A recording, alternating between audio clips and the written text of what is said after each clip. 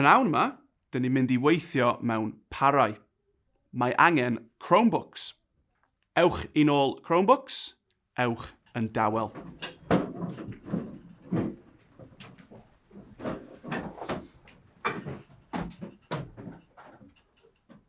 Iawn, gwrandewch, agorwch y we.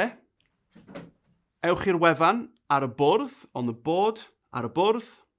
Edrychwch ar y bwrdd, teipiwch, follow what's on the screen.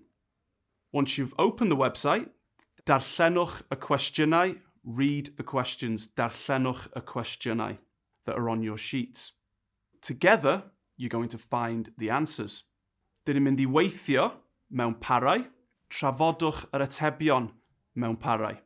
Yna, ysgrifennwch yr atebion, ysgrifennwch yr atebion. You've got 10 munud, 10 munud.